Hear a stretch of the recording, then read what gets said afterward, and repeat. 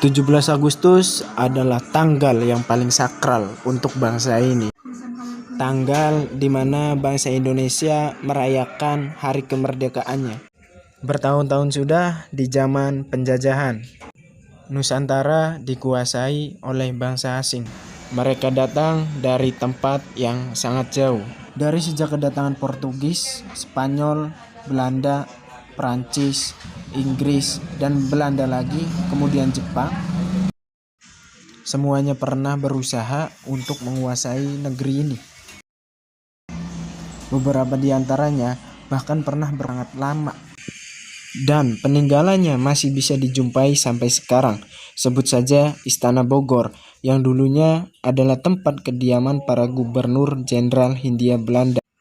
Karena ketidakmampuannya dalam mengikuti perkembangan di bidang teknologi dan tidak ada semangat persatuan, kerajaan-kerajaan di Nusantara tidak mampu melawan penjajah yang jauh lebih unggul dalam banyak hal.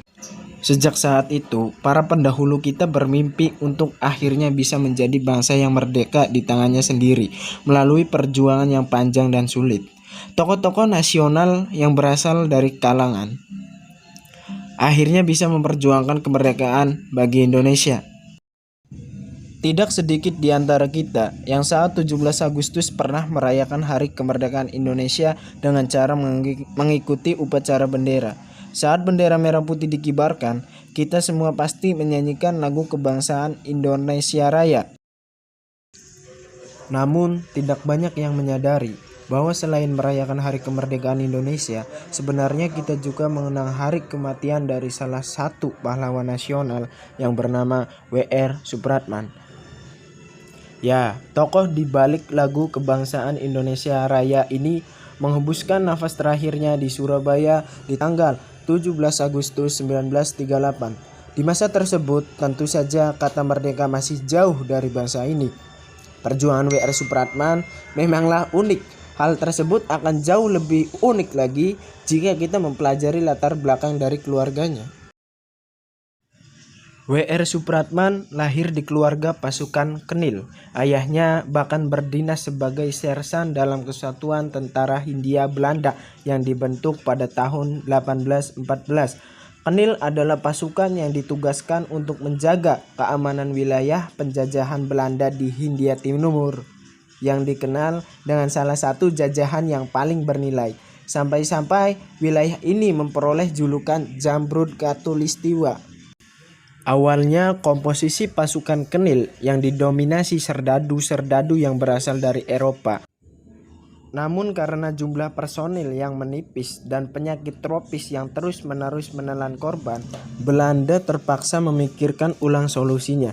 Demi menyelesaikan masalah ini, Belanda memutuskan untuk menutup kekurangan personilnya dengan merekrut serdadu pribumi di wilayah jajarannya. Akhirnya, corak baru bertumbuh di tubuh Kenil, di mana bangsa Eropa bertugas sebagai perwiranya dan pribumi bertugas sebagai serdadunya.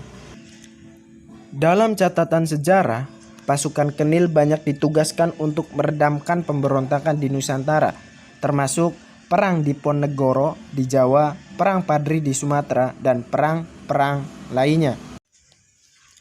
Dengan latar belakang keluarga yang berdinas di militer Kenil, tentu mengejutkan jika anaknya W.R. Supratman bisa berjuang dan menjadi salah satu dari pahlawan nasional. Fakta bahwa W.R. Supratman berjuang dengan menggunakan biola, instrumen musik yang berasal dari barat, sebenarnya juga mengherankan.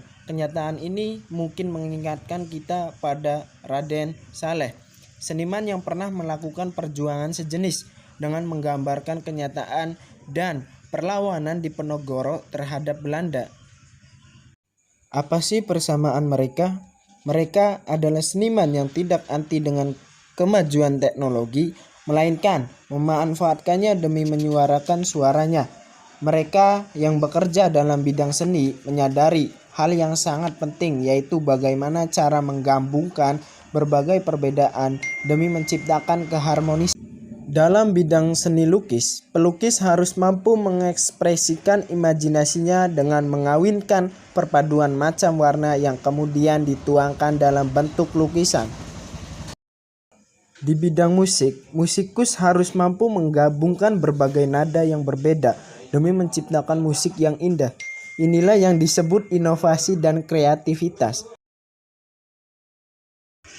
Saat itu, di masa W.R. Supratman masih hidup, pemerintah kolonial memerintahkan masyarakat menyanyikan lagu kebangsaan Wilhelmus, yang artinya menceritakan perjuangan Belanda demi memperoleh kemerdekaannya dengan melawan penjajahan Spanyol. Karenanya, lagu Indonesia Raya dianggap sebagai bentuk ketidaksetiaan dan perlawanan terhadap kolonial yang masih berkuasa di atas negeri ini. Melalui perjuangannya, W.R. Supratman seakan berkata, "Aku akan berjuang untuk bangsa ini dengan biolaku." W.R. Supratman memang sudah tiada, namun ia mewariskan harta yang sangat berharga yang sampai hari ini masih bisa kita nikmati bersama, yaitu sebuah lagu yang sangat indah, lagu kebangsaan Indonesia yang kita kenal dengan Indonesia Raya. Sebuah karya yang menggambarkan pesan, cita-cita, kesetiaan, harapan, dan doa dari lubuk hatinya yang paling dalam mengenai kecintaannya terhadap Indonesia.